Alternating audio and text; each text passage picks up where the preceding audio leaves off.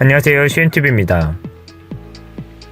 한국과 일본을 가르는 대한해협에 위치한 스시마는 현재 나가사키현에 속한 일본 영토입니다.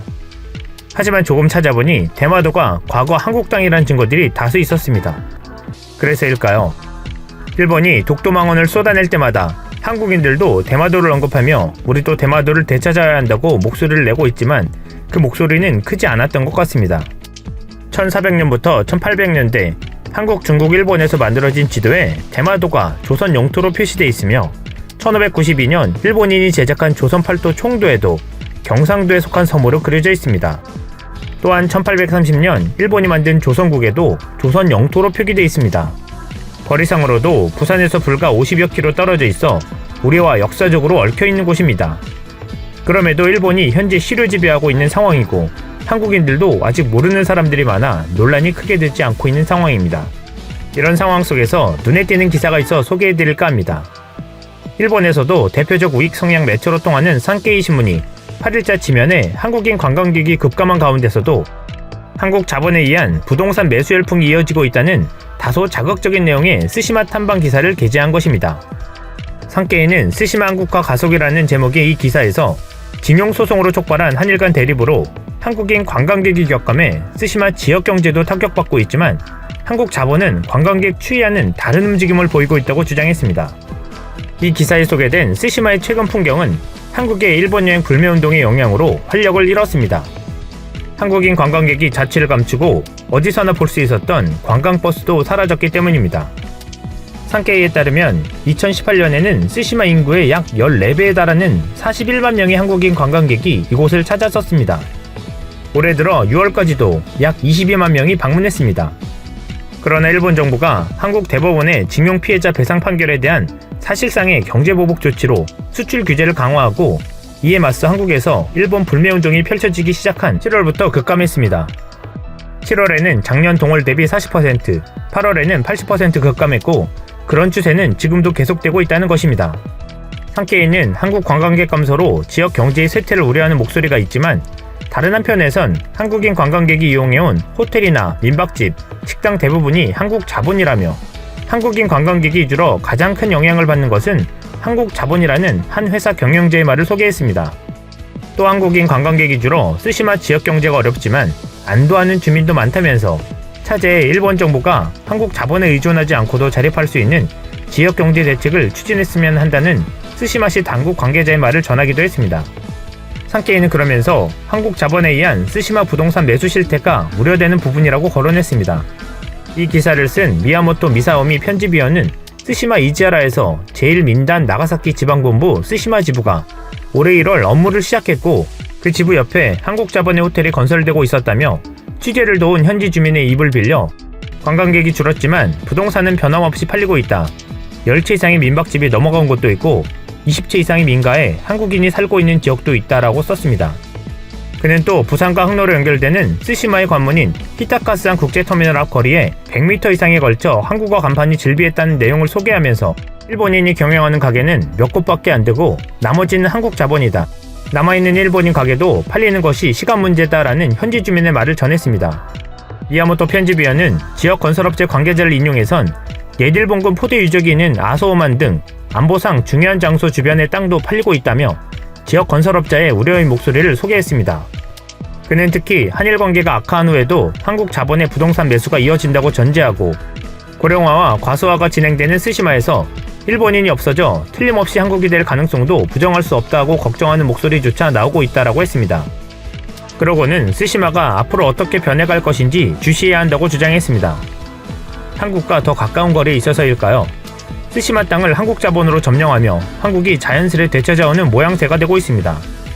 대마도에 대한 영유권 분쟁이 본격화되어 아예 우리가 되찾아올 수 있을지는 미지수지만 국민적 관심이 커진다면 또 모를 일입니다.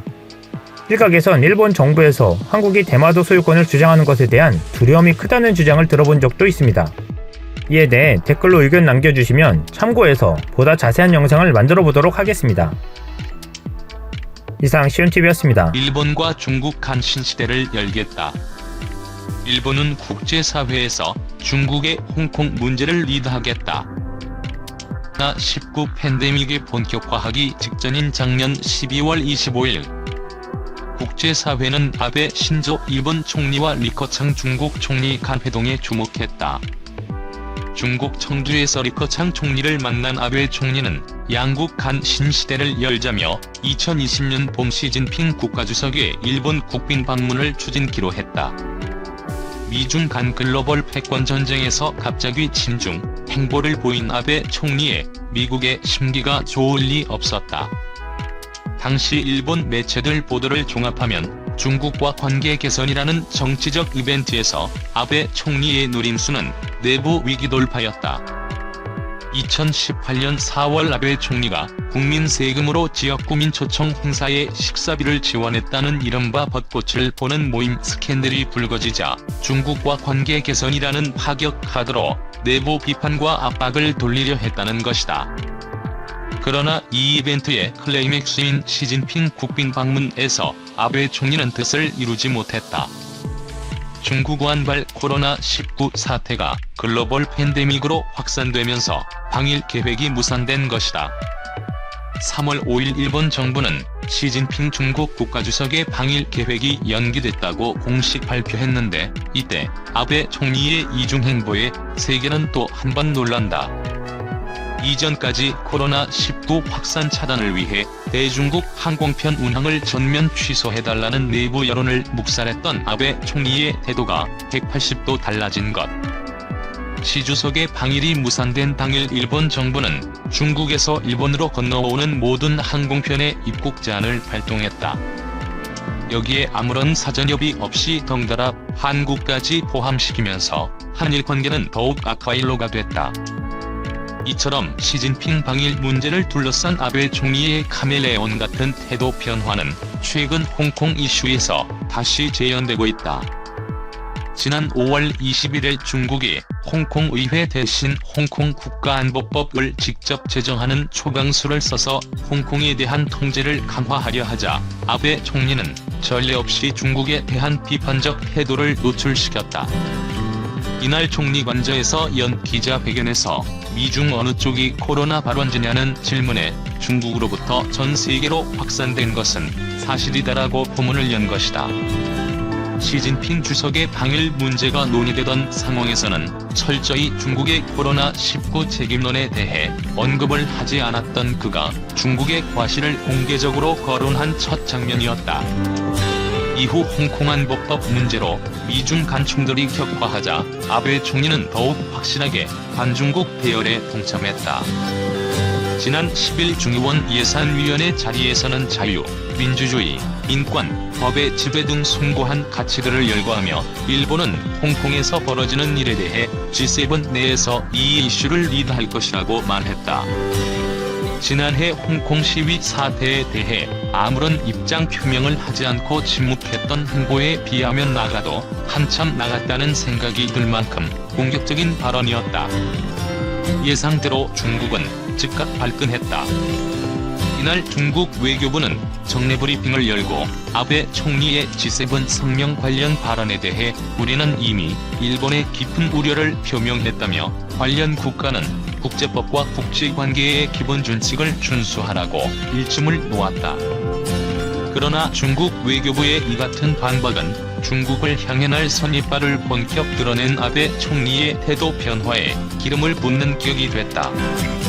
아베 총리는 하루 뒤인 지난 11일에도 참의원 예산위원회에서 홍콩 국가안보법 문제로 홍콩을 이탈하는 주민들을 일본이 수용하는 문제에 대해 홍콩을 포함한 전문적, 기술적 분야의 외국인 인재를 받아왔고 앞으로도 이를 적극적으로 추진할 것이라고 밝혔다. 일본의 외국인 근로자 입국 정책을 포괄적으로 언급했지만 홍콩 정세 불안이 다시 발발할 경우 영국, 대만 등 최근 홍콩인들에 대한 적극적 영주권 부여 계획을 밝힌 국가들과 행보를 같이 하겠다는 입장을 피력한 것이다. 그런데 이날 발언조차도 국제사회에서 시비를 일으킬 것으로 보인다. 하루 전 발언에서는 자유, 민주주의, 인권, 법의 지배 등을 강조하며 홍콩 문제를 비판하던 아베 총리가 홍콩인의 일본 내 수용 계획에 대해서는 금융 등 전문, 기술직 분야로 한정하겠다는 뜻을 밝혔기 때문이다. 향후 홍콩을 탈출하려는 시민들 중에서도 일본은 자국에 도움이 되는 유능한 전문직 인재들을 선별해 수용하겠다는 의미다. 이는 인권의 가치를 천명하며 조건 없는 시민 영주권 부여 입장을 밝힌 영국 보리스 존슨 총리나 대만의 차이잉원 총통과도 대조된다. 일본 특유의 자기 편의적 이민정책 속성이 그의 발언에 고스란히 녹아 있다는 평가다. 일본 내 코로나19 확진자가 폭증하면서 관련 기사에 반일 댓글이 줄을 잇는다. 지용문이 열려 1만 명 돌파는 시간 문제 절대 도와줘선 안 된다 등 섬뜩한 내용 투성이다. 2011년 동일본 대지진 때 560억 원 이상의 성금을 모아줬던 한국인의 심성이 어찌 이리 살벌해졌는가. 5년 뒤인 2016년 구마모토에 강진이 덮쳤는데도 일본을 돕자는 목소리가 실종된 적이 있다. 대지진 이후 한일 간에 불거진 위안부 독도 갈등 탓이었다. 그러자 위안부 피해자인 김복동, 길원옥 할머니가 성금 130만 원을 내며 호소했다. 우리의 상대는 정부이지 일본 사람과 싸우는 게 아니니 도와주자고. 일본 내 코로나 확산을 걱정해야 하는 건 인도주의 때문만은 아니다. 당장 제1교포만 60만 명에 일본 유학생도 1만 7천 명이다. 한쪽에선 코로나로 일본 경제가 꺼질 경우 한국 측이 반사 이익을 볼 거란 기대도 있는 듯하다. 일본 업체가 헤매면 경쟁자인 한국 회사 측 해외 점유율이 높아질 거란 논리다. 하지만 다른 외국 경쟁자들이 득실되는 세상이다. 일본 몫을 죄다 한국 회사들이 챙긴다는 보장이 없다. 도리어 일본의 심각한 침체로 우리 경제가 볼 피해부터 우려하는 게 옳다. 최대 고민은 반도체, 디스플레이, 화학제품 등 많은 전략 품목들의 핵심 소재, 부품들이 여전히 일본제라는 점이다. 부품을 대던 일본 회사들이 멈춰서면 이들 품목은 물론 수소차, 인공지능, 배터리 등 미래의 먹거리 산업도 결정적 타격을 입을 수밖에 없다. 이뿐 아니다. 서민들의 마지막 자금 조달처인 대부 업계에선 일본계 기업들이 큰손이다. 2018년 말 기준으로 17조 3천여 원에 달하는 대부 업계 대출금 중 근 40%인 6조 6천여 원이 일본계였다. 일본의 돈줄이 마르면 이들 대부 업체가 국내 자금을 회수해갈 게 뻔하다. 서민들의 급전 마련 창구마저 막히게 되는 것이다. 코로나 확산에 따른 일본 경제의 마비는 우리에게 희소식이 아닌 비보라는 얘기다. 지난 10일 미국의 저명한 싱크탱크인 외교위원회는 눈길을 끄는 좌담회를 열었다. 코로나에 지정학 일본과 한국이란 주제로 두 나라의 대응책과 양국 관계를 살펴보는 자리였다. 이날 가장 가슴에 와 닿은 대목은 양국이 협력하길 국제사회가 바라고 있다는 CFR의 실러 스미스 박사의 당부였다. 그는 한국과 일본은 처음으로 코로나를 접한 민주국가들로 지금도 최전선에서 싸우고 있다고 설명했다. 그러면서 많은 경험을 쌓은 양국 전문가들이 힘을 합치면 중요한 성과를 낼 수 있다고 기대했다. 지난 8일 예멘에서는 친이란 성향의 후티 반군과 싸워온 사우디아라비아 중심의 아랍연합군이 휴전을 선언했다. 코로나 때문이었다. 역사적으로 지독한 전염병이 돌면 하던 전쟁도 멈추는 게 동의였다. 1350년 100년 전쟁 중이던 영국과 프랑스가 무기를 내려놓은 것도 패스트 때문이었다. 이렇듯 한국과 일본이 그간 어떤 갈등을 벌여왔든 지금은 싸움을 멈출 때다. 아베 정부가 초기 대응에 실패해 확진자가 급증하고 있지만 일본은 분명한 기초의학 선진국이다. 2012년 이래 노벨 생리의학상 수상자를 4명이나 배출했다. 지난 10일에는 코로나로 수요가 급증한 에크모의 휴대용 모델이 오사카에서 공개됐다. 지금 전 세계의 눈은 코로나를 먼저 겪은 동북아에 쏠리고 있다. 이 지역에서 뭔가 해법을 찾아내주길 바라는 전 세계인의 기대가 간절하다. 그러니 정부가 앞장서 한일 전문가들이 협력할 수 있도록 길을 터주어야 한다. 최근 마다가스카르, 카메룬, 케냐, 필리핀 등에 갇힌 한국 교민들을 데려오기 위해 보낸 전세기에 일본인들을 태워준 것은 대승적으로 잘한 일이다. 무슨 이유에 속은 한 해 1000만 명 이상이 오갔던 옆 나라가 전염병 소굴로 변하는 것은 불행하기 짝이 없는 일이다. 일본 정부는 2020년 한 외교 청서를 통해 한국에 대해 중요한 이웃 나라라는 표현을 부활시켰으나 독도가 일본 땅이라는 억지 주장은 반복했다. 19일 니혼 게이제이 신문, 지지통신 등 일본 언론에 따르면 모테기 도시미스 외무상은 이날 가기에서 2020년 한 외교 청서를 보고했다. 이번 외교 청서는 한국을 중요한 이웃 나라라고 명기했다. 삭제됐던 표현이 3년 만에 부활한 것이다. 다만 지난해에 이어 미래지향의 신시대로 발전시키겠다는 표현은 여전히 빠졌다.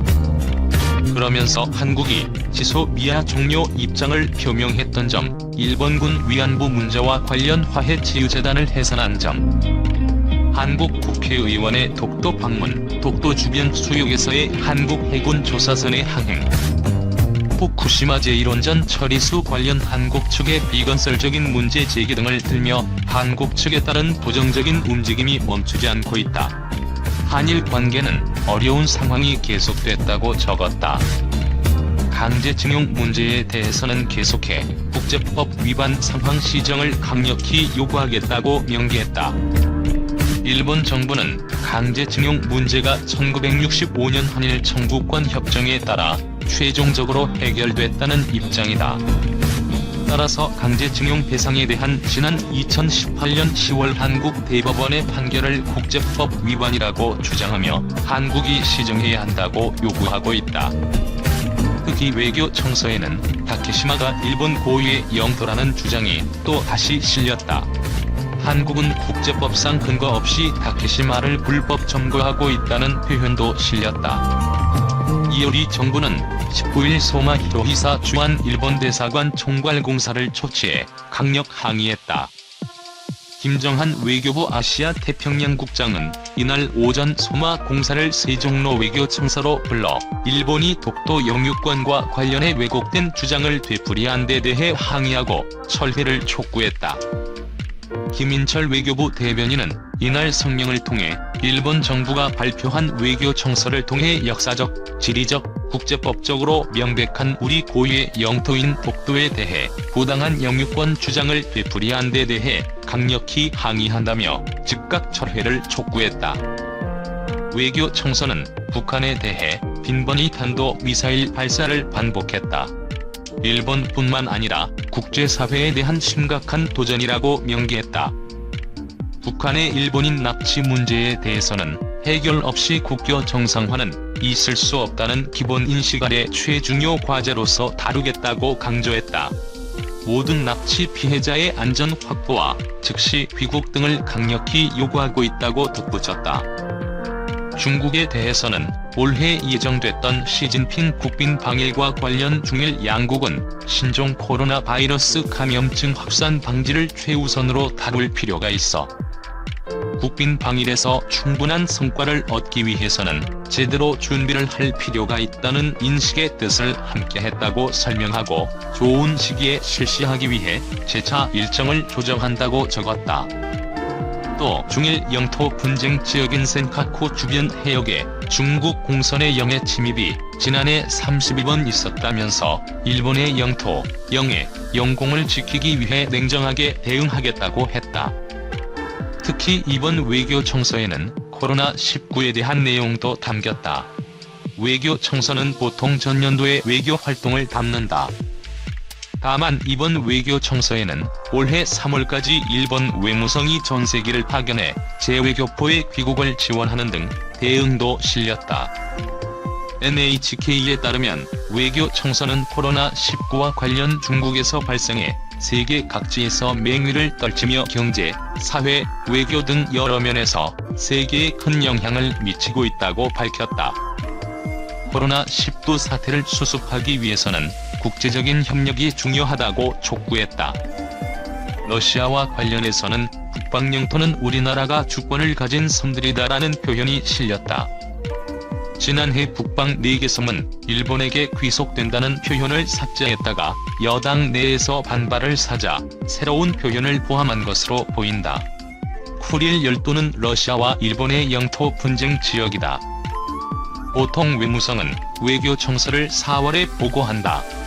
하지만 올해는 신종 코로나 바이러스 감염증 영향으로 5월로 늦어졌다.